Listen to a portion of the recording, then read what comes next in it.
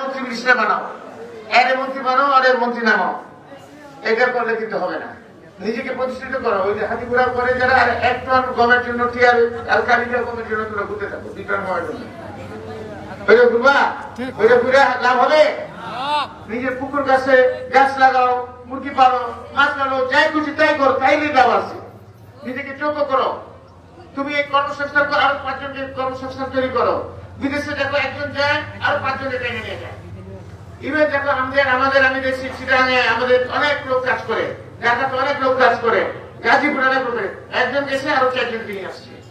এখন আমাদের এই বিশেষ করে হাওড়া এলাকায় তো আপনার নাই, মানে জোয়ান লোক নাই, সব কাজে নেমে গেছে। আসলে তো কাজটা করতে হবে। পরিস্থিতি আমাদের খিদা তো আছে রে ভাই, আমার সংসার খরচ আছে না? আছে, সবারই আছে। যদি জিন্দাবাদ বলেন, জিন্দাবাদ দিয়ে পেট ভরবে না। আপনার আসল কাজ হচ্ছে আপনার নিজেকে প্রতিষ্ঠিত করা, অর্থনৈতিক স্বাবলম্বী করা। সেটার জন্য আমার সাহায্য করবো, কিন্তু আপনাকে নিজেকে যোগ্য করেন, তৈরি করেন, আমার সাহায্য পাবেন। আর গাছে প্রত্যেকটা পাড়ায় পাড়ায় মহল্লায় মহল্লায় যেখানে ঘরে ঘরে গাছ লাগাবার সুযোগ আছে, গাছ লাগান। আমি তো চালাটা ভাবছি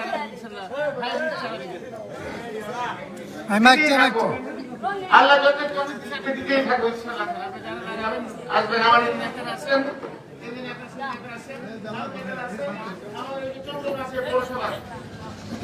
আমাদের মান্নান ভাই তো আসেনি, যেখানে চাবেন আমি ইনশাআল্লাহ দিব।